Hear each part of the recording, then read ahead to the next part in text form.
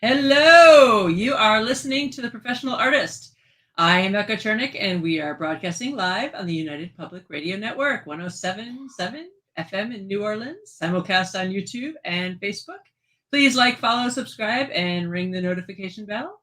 I am currently in Bellingham, Washington, and I'm on with Nigel Sade, who is where are you now, in Ohio? I'm in Ohio, yes. I never know where you are. You know what? I honestly, I created a calendar on Google Calendar that's titled "Where's Nigel."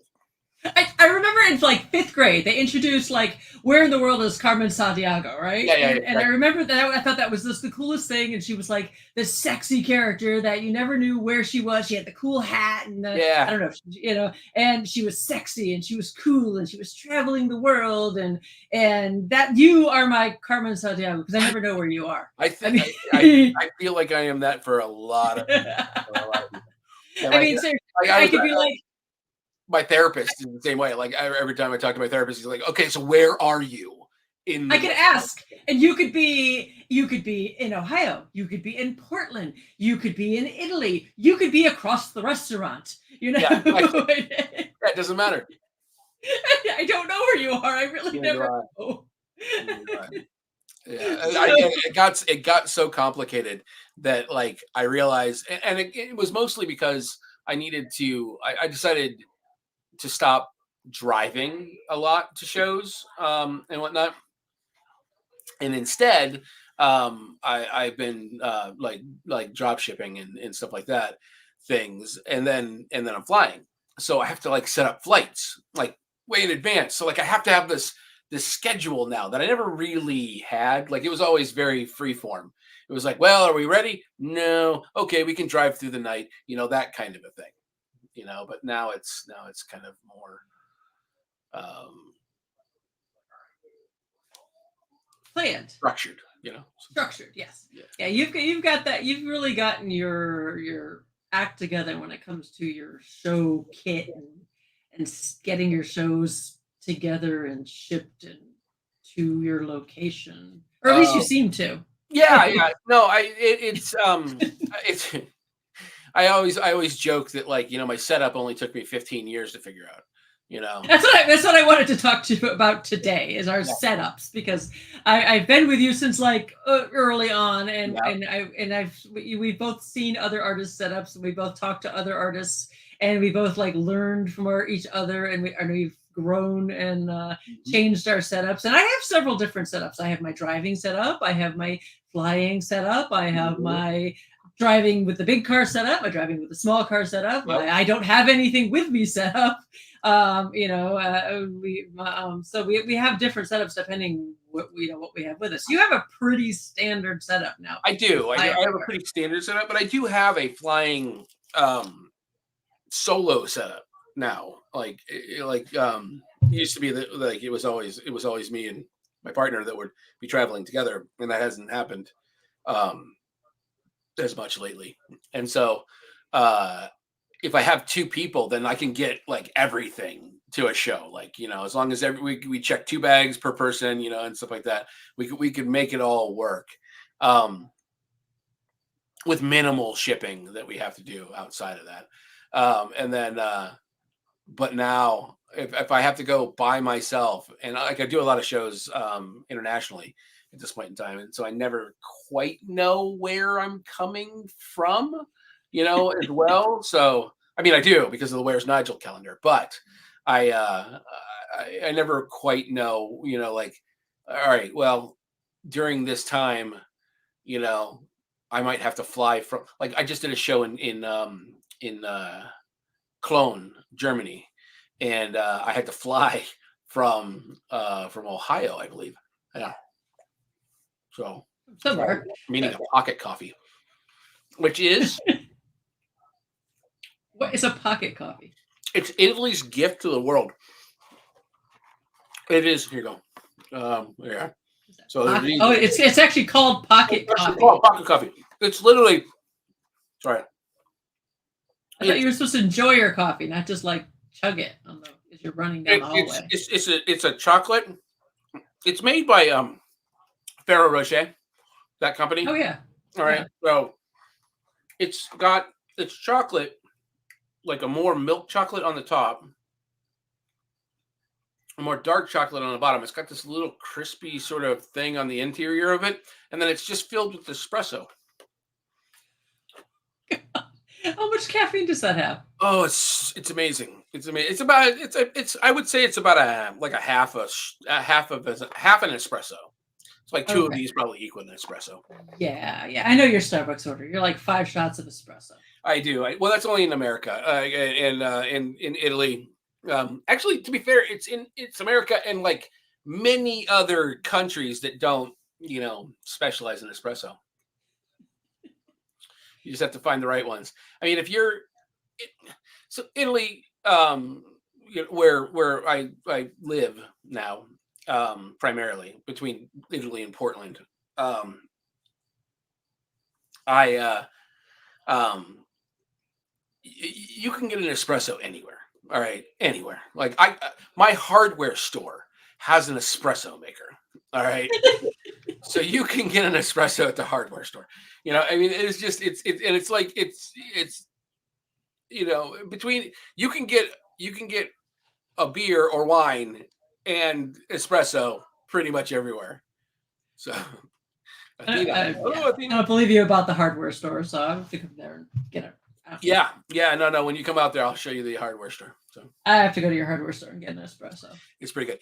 There's 2 hardware stores in town. Only one of them has an espresso machine, but that's the one that everybody goes to because Of course, because you can get an espresso. I mean, machine, right? of course, if you're going to go to the hardware store, you might as well get an espresso. Espresso. That's the of course.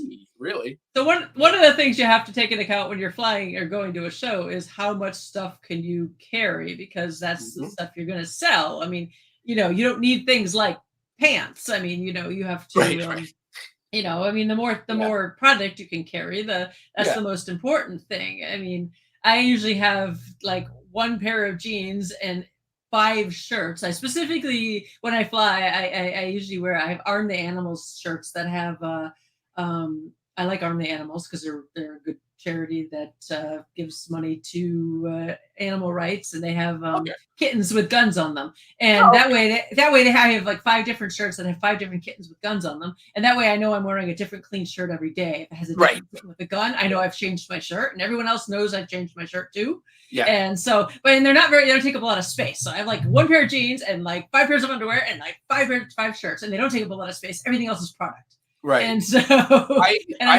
have a very standard, like I have like my 3 to 4 outfits that I wear at the show, and a lot of it is you get on the plane with as much clothing on your body as humanly possible. You know what I mean? Like it's kind of one of those things and my carry-ons are, and you're only supposed to be able to have like 8 kilos or like, I think it's 22 pounds. Oh, nonsense. They don't actually weigh them. No, they don't. Well, here in Europe, though, they do, just as a point of reference.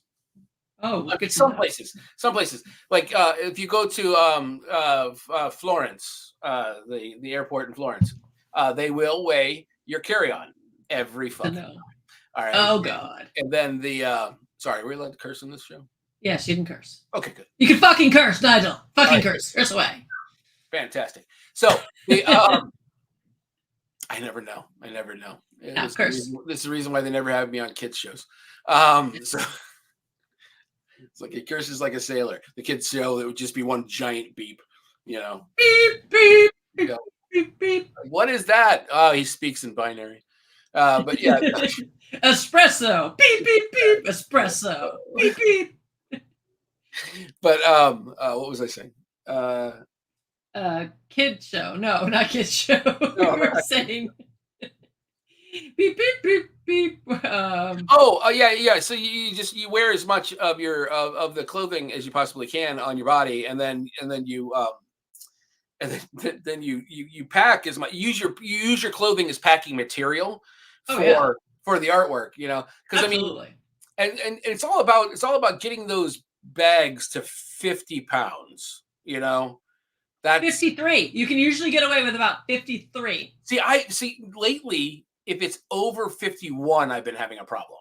Oh, really? You're not kidding? Yeah. So like if you get those eyes. 50.9, and like it's not 51.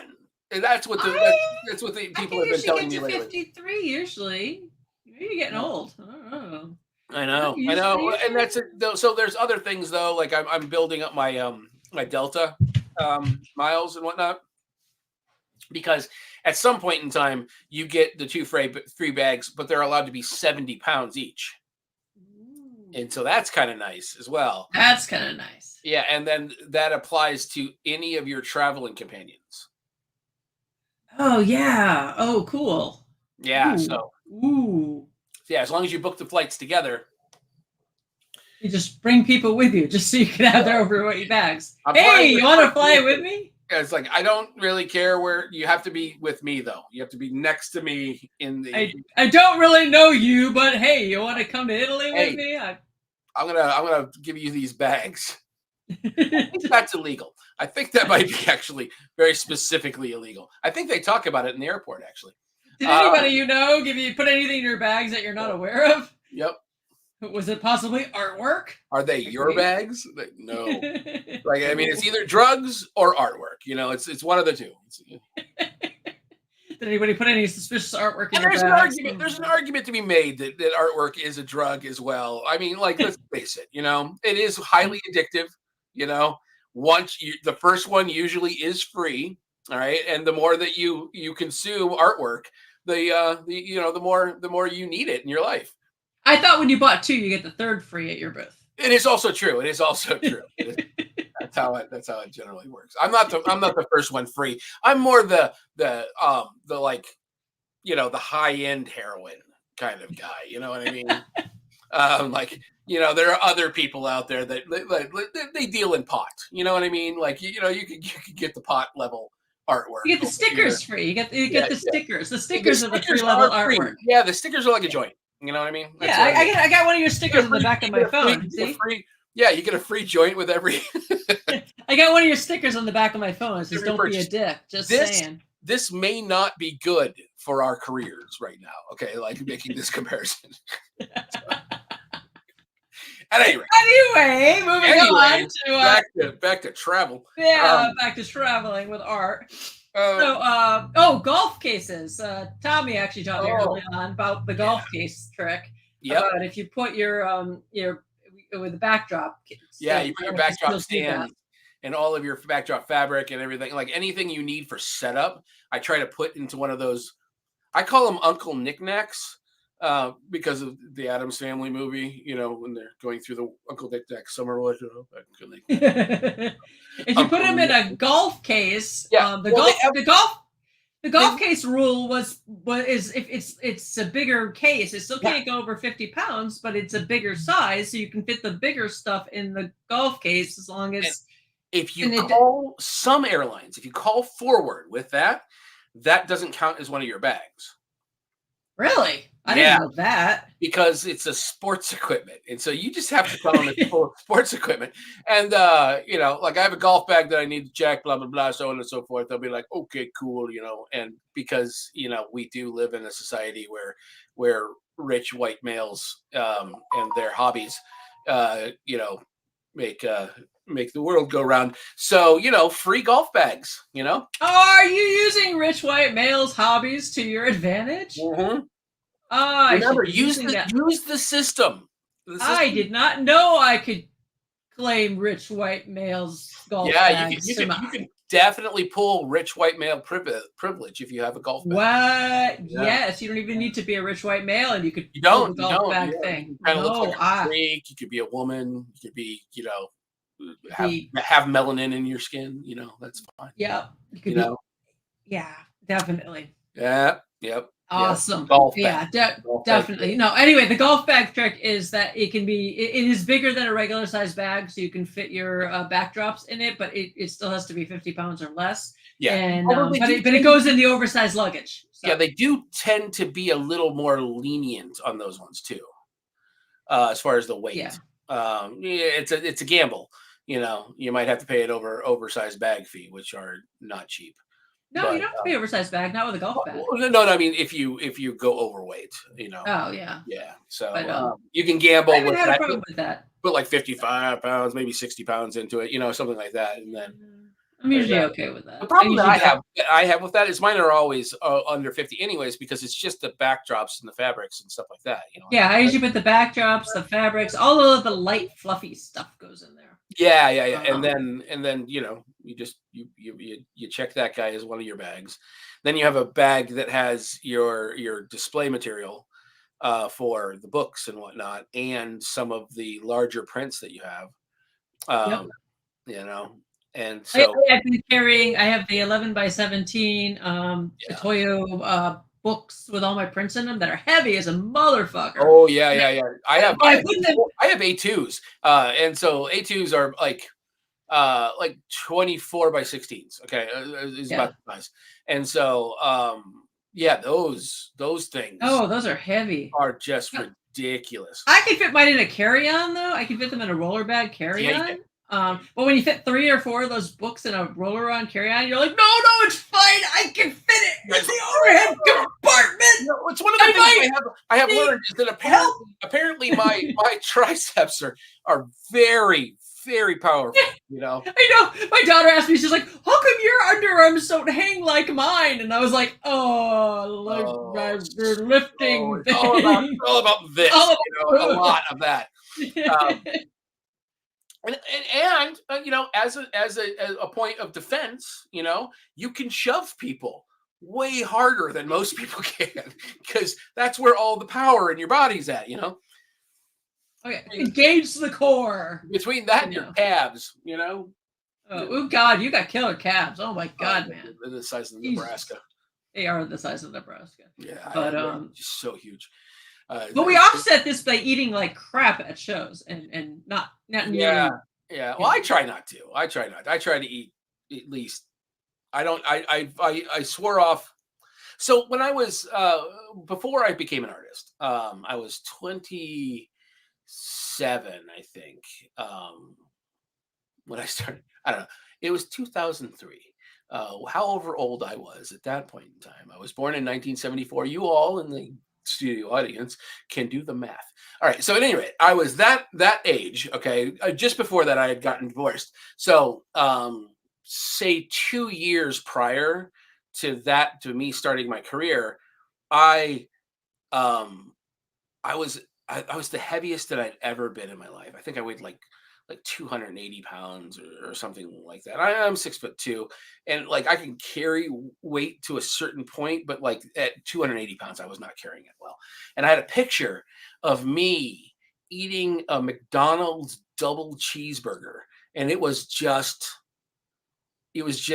like a candid photo that somebody had snapped of me eating. And like first of all, I had this thing where I was doing the thin beard kind of, which is never a good idea. If you have a thin beard, please just stop.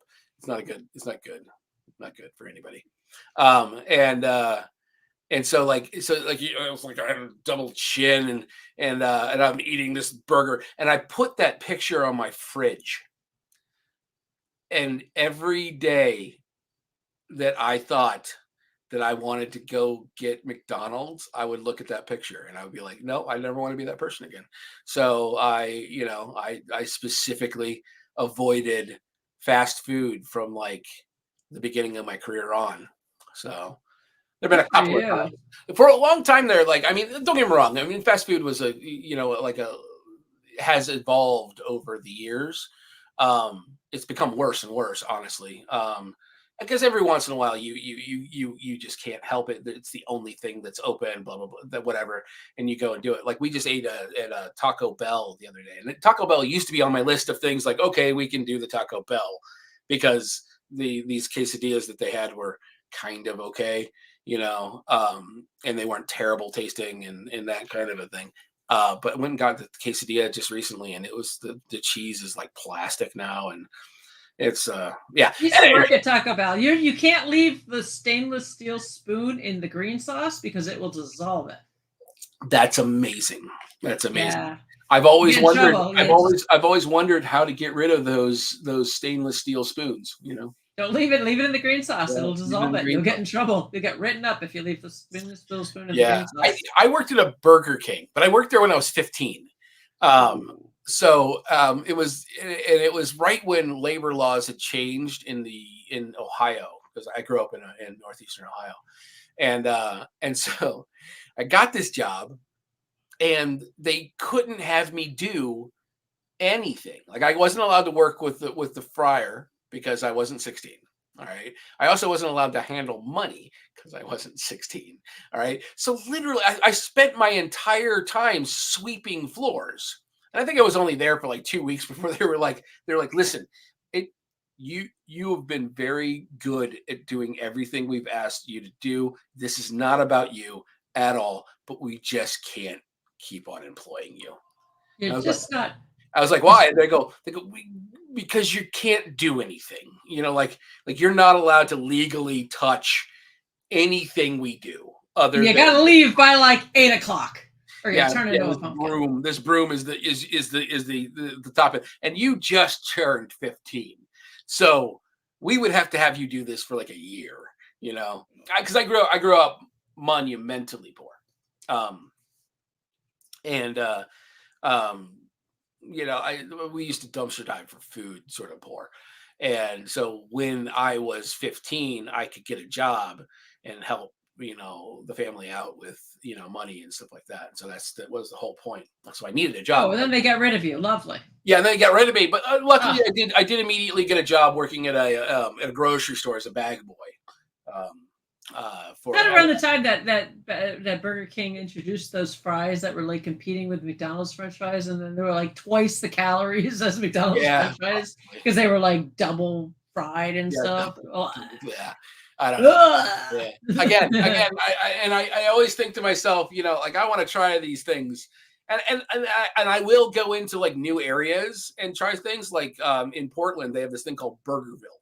Okay, and Burgerville has, I want to just say, some of the most amazing milkshakes that you'll ever have. They have this chocolate hazelnut milkshake that is honestly astounding. I recommend their milkshakes highly. However, that's it. Don't get anything else. Just like, it should be called Shakeville, like, because that's literally the thing that everybody should buy there. So anyway. You do metal prints now because you decided that carrying paper prints was just, too light for your calves. Right. You're like, my calves are not buff They've gotten to a point where they need that extra oomph. You know what I mean?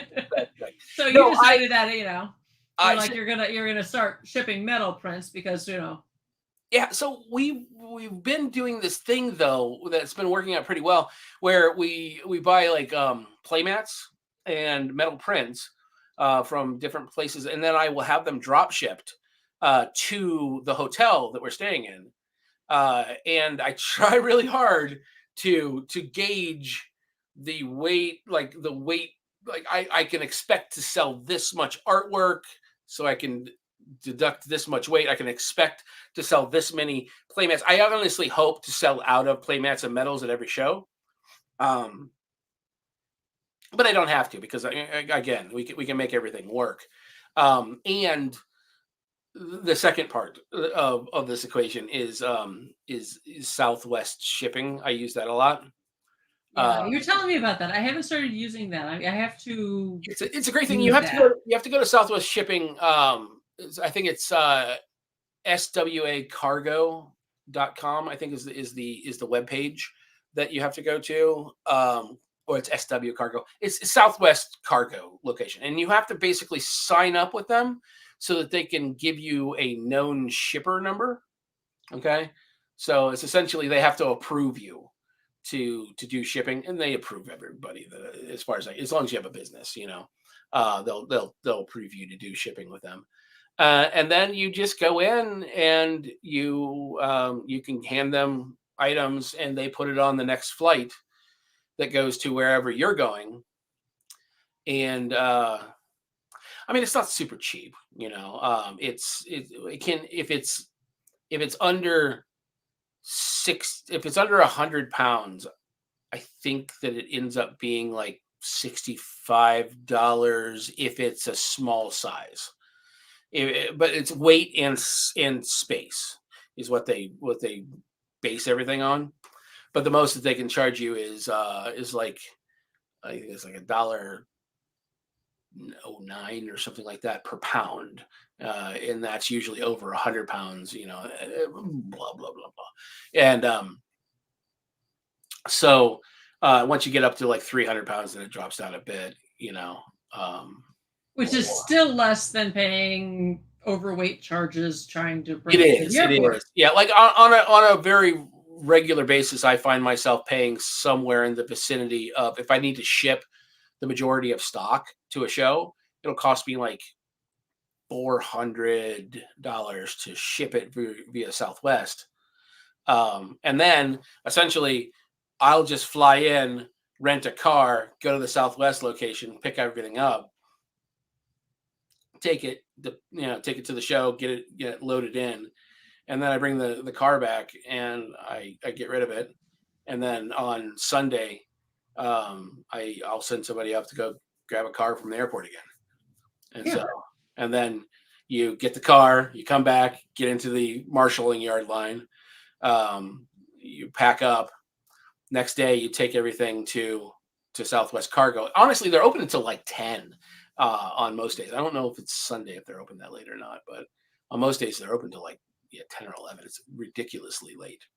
Unless you're going to another show, and then you can. Yeah, then I can just ship it to the other show if I want to. Ship it to the other show. And they'll keep it. Usually takes no longer than like 2 days to get to any location as well, which is nice. If you've ever done shipping with like FedEx and UPS, it has become increasingly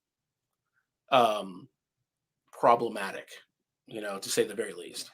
Oh yeah, I've had problems with that. Where they're like, "Oops, not gonna arrive for like a couple more days. Sorry." Yeah. Or it gets completely lost, and they're like, "Oops, sorry. Well, yeah, we're not gonna pay the insurance because technically it's not lost. We just haven't found it yet." Yeah. It's just somewhere around here. It's somewhere. So we've done things like where, like for instance, when we come from between Gen Con and Dragon Con this last year, Laz actually left the trailer in Indianapolis. He just parked it. We just paid for a space to park it, and we left it in Indianapolis. And then he flew back in and took the trailer down to Indianapolis, down to Atlanta from Indianapolis. He just left it there for a couple of weeks rather than wow, okay. Buy it. It was less expensive just to leave it there. Yeah. We found there's places that you can rent just like kind of like, I forget the name of the place. It was like a sort of like an Airbnb for parking spots. And we just rented a parking spot from like a person, and we just parked it there for a few weeks. And then he just flew back in and picked it up and drove it to Atlanta rather than drive it back or drive it to Atlanta. And and that was easy. So you can be like, you just have to be a little bit creative sometimes, moving your stuff around rather than and think honestly, ahead. It's when you start getting into certain weights, like I started doing larger booths, like 10 by 20s, and so that requires more of the shipping, and then also having a couple of people flying out to the location, bringing stock with them, and those kinds of things. And then between everybody, and the idea, and of course the idea is that you don't overstock yourself, and then when it's all said and done, you get everything hopefully onto the airplanes with you guys to go back. So that you don't have to ship things back with you. But that very rarely happens at those big guys. But as far as what it boils down to, I mean, I guess that there are also like crate shipping options.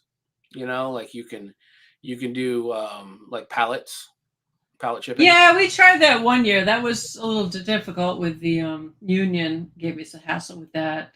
Todd Lockwood's done that a bit, so yes, we're going to ask more about that. He did that for quite some years, I know. We tried that one year, and I know the union gave us a hassle. They didn't want to move it from the dock to the truck, and they were like, "Oh, that's going to be $2,000 to move it at 2 feet." And we're like, like no, they're going to left. No. That left me in tears. I kind of went up to the desk and I started crying, and then they were like, "Fine, we'll move it." And again, just please stop crying. I understand the whole thing with the unions and whatnot. Like these guys, they rely on getting paid, to do this trade that they have. And they're unionized so they can, apply pressure in places. And ostensibly that's good, for them, and for really anybody, unions are, I feel, generally a good idea. Really? Yeah, well, because it's again, I live in Europe, so like everything's unionized for the most part, like and there are legalities that are in place that make it more difficult to screw people over, and that's Yeah. what the unions basically prevent. Is like when you have a job in Europe, like you have rights, as opposed to many places in America where you really just don't. I think Ohio is what they call a uh, right to work state, which is probably one of the most floral ways of saying we can fire you without warning and we don't have to give you a reason. So, Yeah. And it's that kind of a thing. So the unions are the things that kind of prevent them. So I support the union workers and whatnot in their sort of endeavor, but like a lot of the conventions have been understanding that like we're not set up to do that. We're not giant corporations, and the union prices are set up for giant corporations. They're not set up for you and me, So they've been making deals with the unions to pay them, whatever their base rate would be normally to like do it. So they don't. The reason why they're very unhappy during those times is because they're not making a shitload of money off of us. No, because the artists can't afford the union rates because they're Exactly. just they can't And afford to pay the rates. if people weren't trying to screw them around every corner, they wouldn't have those rates in the first place. So it's it's a 6 of one, half dozen another sort of scenario, as it always is. But yeah, no, I remember my first time dealing with unions. It was in California. I was in Anaheim, and the rule was that you were not allowed to roll things over the threshold of the door. I believe they've changed this since then. But I remember I rolled things up to the door. I picked them up. I carried them through the door and then sat it back down and rolled it the rest of the way. And the guys were like coming up and like yelling at me about it. And I was like, listen, as it's written here, I am not allowed to roll things through the threshold. I did not. You said it was perfectly fine for us to hand carry things. So I hand carried it through the threshold. Now I'm setting it back down and I'm going to roll it the rest of the way, which is not defined here in this. I was like, I have a degree in philosophy, motherfucker. Don't challenge me. Oh, I wish we thought about that. I remember doing that. That was exhausting. We had to hand carry everything. And then halfway through loadout, they changed their mind. They're like, yeah, go ahead. You can use dollars, whatever you want. Yeah, exactly. We're like, wait. Well, it's because everything became a bottleneck and it was like ridiculous and nobody was going to get out of there in time. And it's one of those things where they want to enforce the rules that they have. And again, like I said, for good reason. All right. Yeah. But then they don't enforce rules and they expect everybody to just buckle and pay for it. Okay.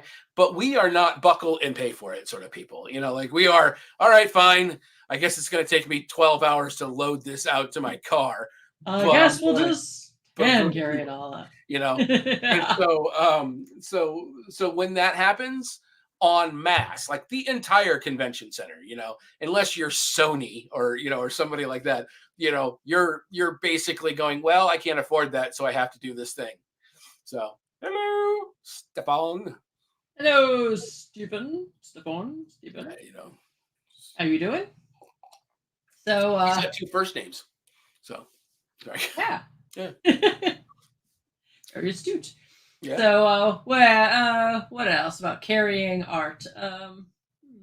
Yeah, no. So it ends up being one of those issues where people can do.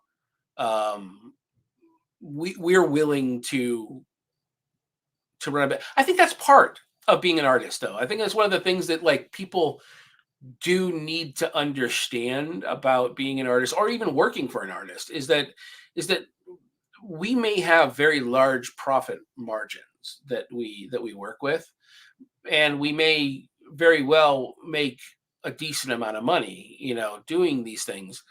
But that's because we are and have learned to be frugal about how Yeah. we go about with the back end of stuff.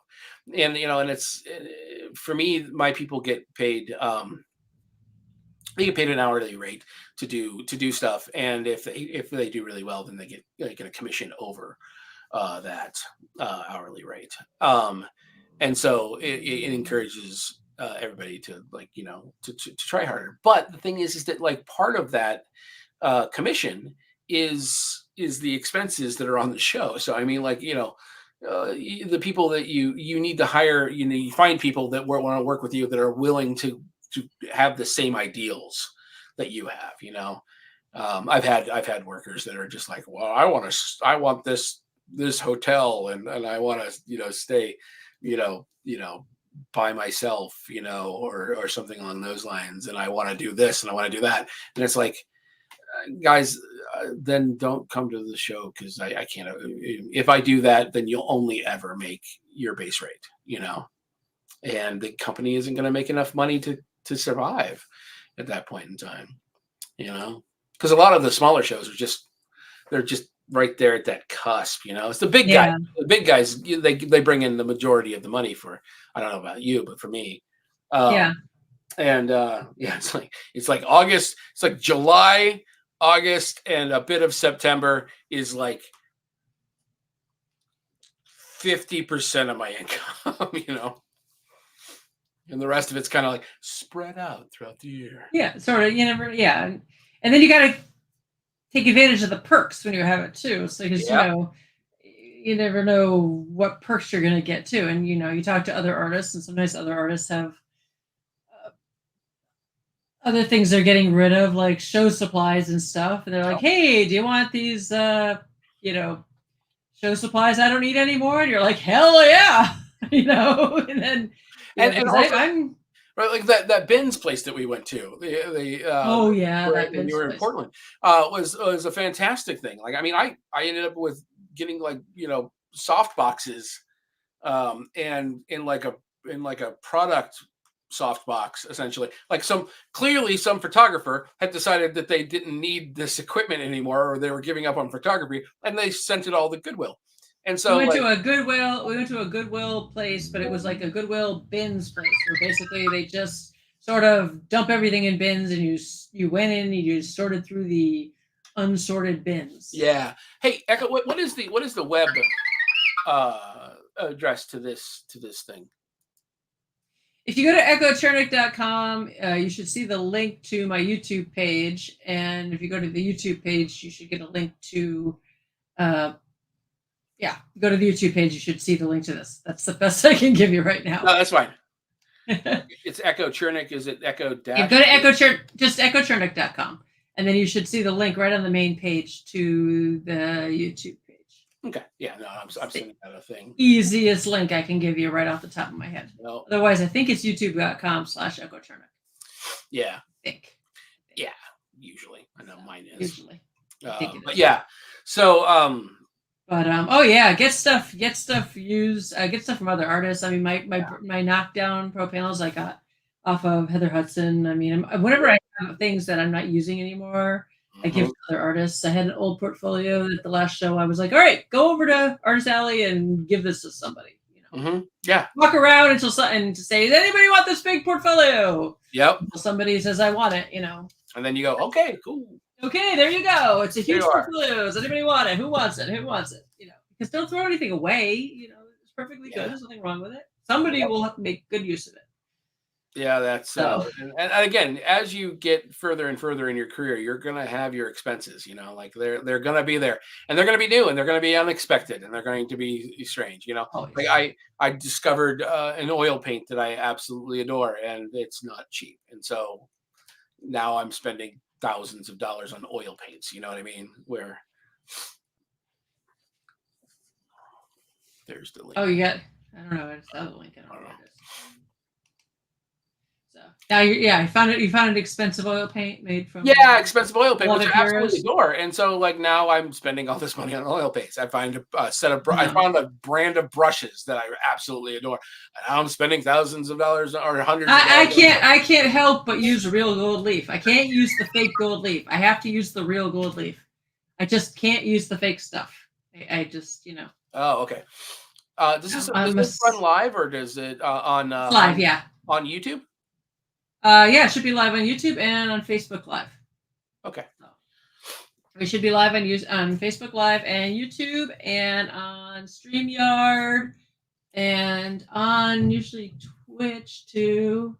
And it'll be up there afterwards too. Okay, cool. It'll be live on YouTube though. Yeah, that's fine. No. Why did they find it? That link that you sent me, would that be good? Yeah, that should be good. Okay.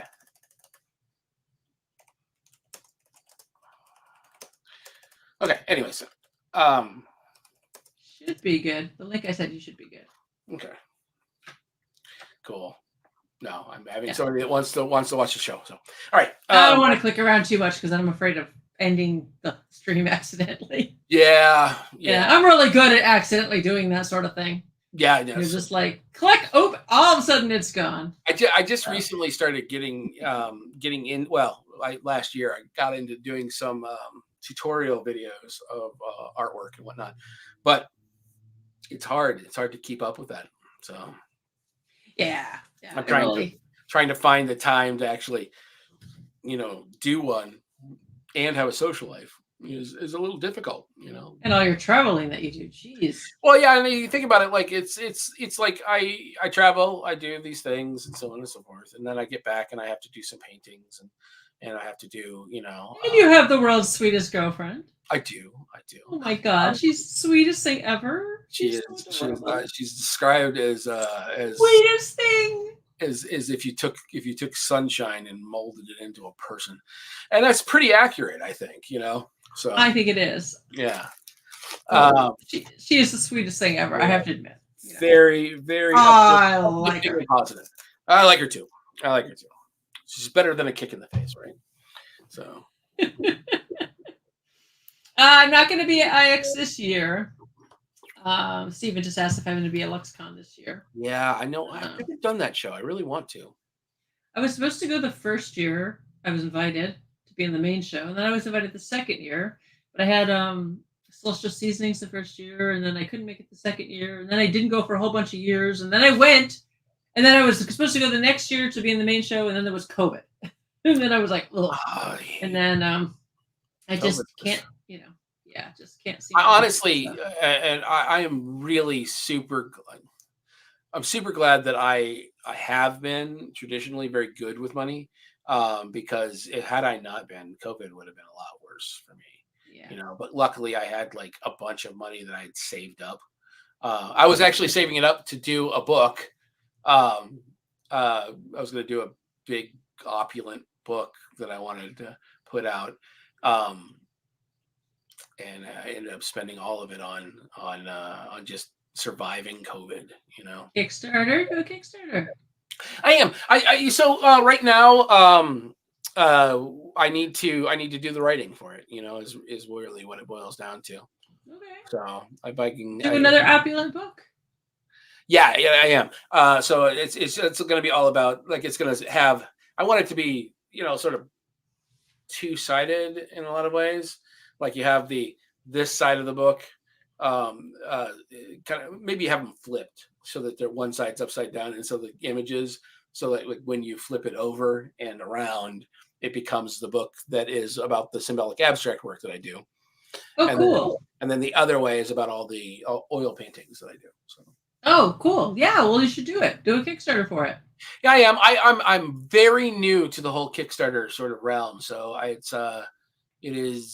it is one of those things that I wish I knew more about, We've done like 16 of them or so. Oh, have you? Okay. Well, yeah, done a ton of them. I'll bend your ear about it then. Yeah, well, you got your mailing list and everything. As long as you have your mailing list and stuff, it should be fine. Yeah. Again, also we're building up a mailing list, I guess. Get your mailing list in order. It's one of those things where, like, as far as I've spent so much time being the in person, like, I built my career based on people interacting with me, and that works out well, because I like people, and they sometimes like me. um, yeah, yeah, most of the time, every once in a while, there's a doozy. I've had a couple. So put Maddie on getting your mailing list in order, and then Maddie's going to get the mailing list in order, and then do your opulent book. Yeah, no, and there's a bunch of Kickstarters I want to do. Like I have a Spock deck that I want to do, and I have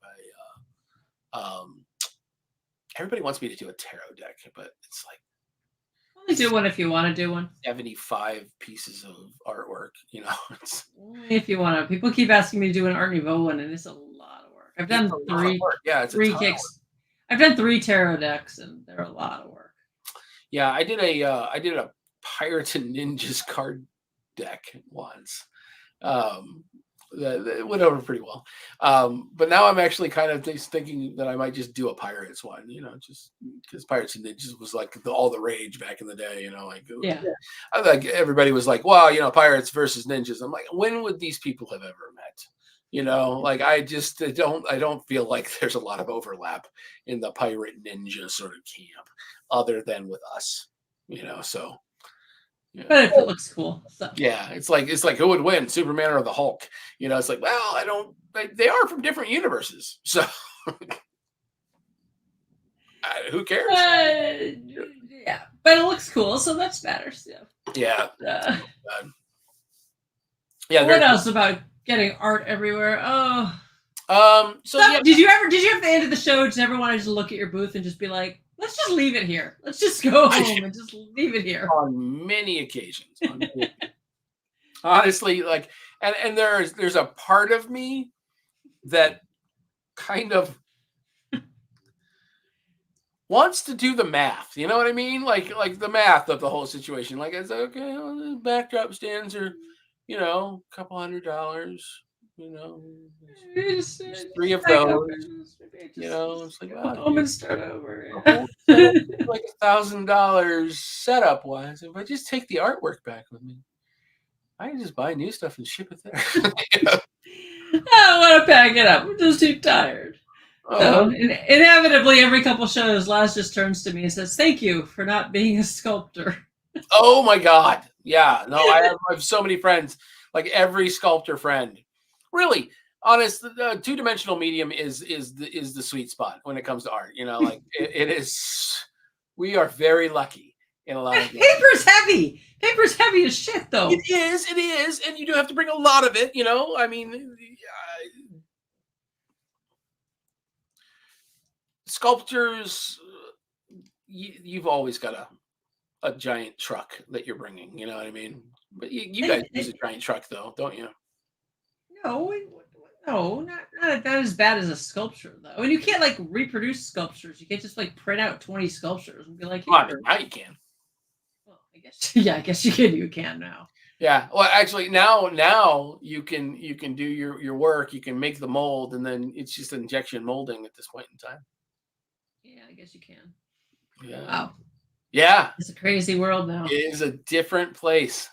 When we started, when we started, because I think you. I don't know. When did you start? Doing shows? Yeah, the shows. The hell did I start doing shows? 2004, 5, 6, 7, 8. 2008. Okay. Yeah. So relatively the same size. Same time. When we started, it was like a whole different ball of wax.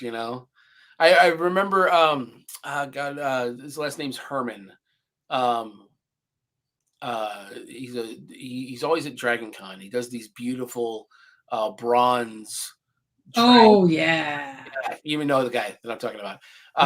His work, and every time I'm like, God, he's so talented. He lives in Loveland, I believe. Okay, which is like home to like 95,000 foundries. They have actually a bronze sculpture garden. If you're ever in the Colorado area near Denver, take the time, take the 45-minute drive up to Loveland and go to the sculpture parks. They are worth it, 100% worth it. So Crazy.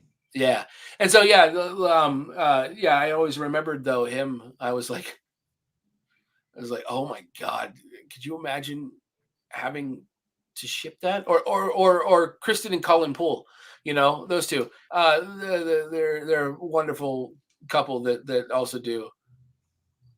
Yeah, the Pools are amazing. Again, and then this other guy is on the same level as him. Yeah, the Pools are astounding sculptors. But like, I have a sculpture of theirs, two actually. But they make these little hands that are kind of sticking out.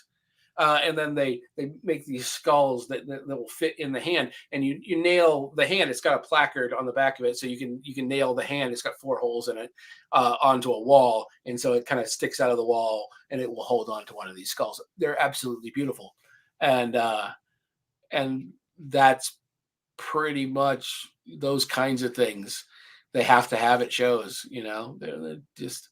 But again, that's a good point. There's a certain difference, like for them, they would go to a show to sell a bunch of small stuff in order to gain the clientele that will buy the bigger stuff, Yeah. and whatnot. But they're never going to make a lot of money at a show, and this Herman guy, same thing, like he made a lot of like these Nautilus sculptures and stuff like that were really cool and not terribly expensive, but I mean, really, when it boils down to it, all sculpture is expensive. I mean, it's and it's heavy. Just imagine bringing that shit to the ship, because you got to bring something big and interesting to look at in order to get people to come over to your booth. So like he would always bring that dragon. The Pools would bring like one of their smaller lady sculptures usually, or something like that. And yeah. Just having to transport that every time. Oh my gosh. Yeah. And on a different level too, like all those people we're talking about, incidentally, if you ever meet them at a show, they are literally some of the kindest and nicest people you'll ever meet. Kristen and Colin are an absolute hoot to hang out with, and honestly, just to talk to for 15 minutes, they're delightful. So they probably also have awesome calves. I mean, from like exactly. Everybody that does sculpture has my calves. So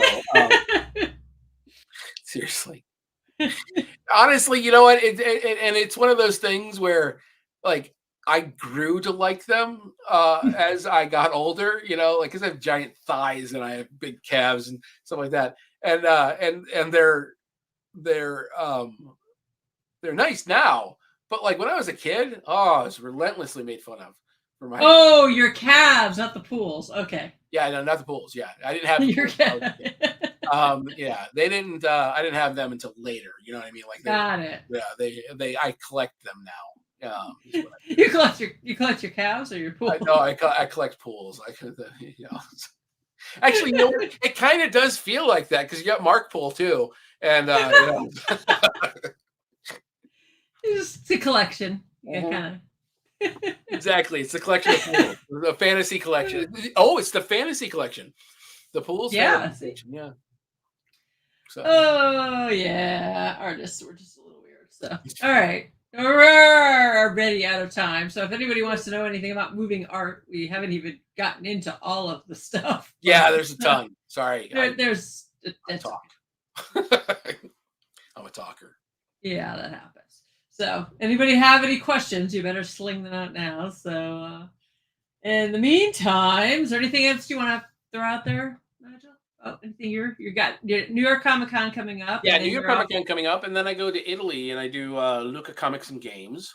I will do that with you. I know. It's wonderful. It's a beautiful show. The entire city of Lucca, Italy gets converted into a convention. I will sleep on your floor.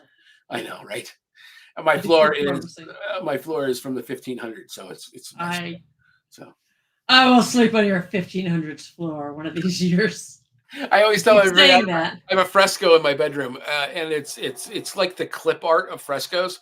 All right, it's not a nice fresco, I want to see your bad clip art fresco. But I have one, like, and that's. I want espresso from your hardware store. I know you espresso hardware store espresso. Now we'll go to Cafe Puccini.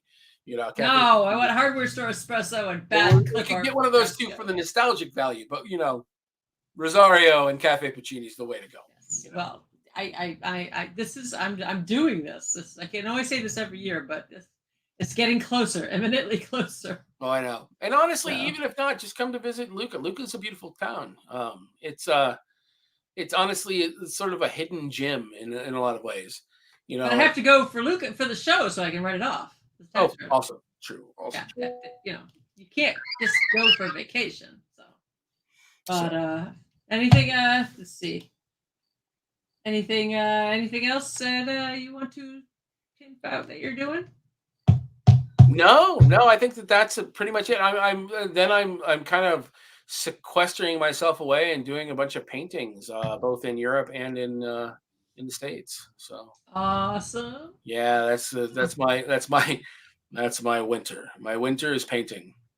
Yes. So, well, I'll have you on the show again so we can talk about frescoes and art and things because you're so much fun. Yeah, if you want to have me on in Italy, I see my setup there.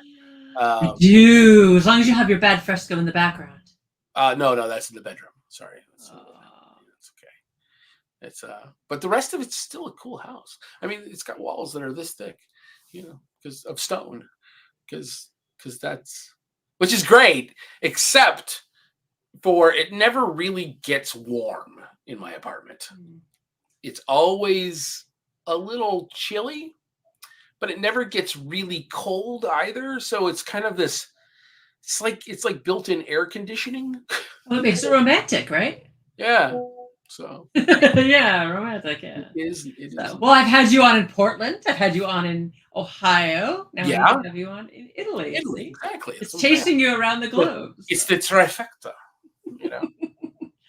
All right. Well, that's about out of time. So thank you for coming on. You have been listening to 107.7 FM, United Public Radio Network, professional artists, and I will see you all next week. And thank you again, Nigel, for coming on and talking with us. Thanks. And everybody else, keep making great art, and we'll see you next week.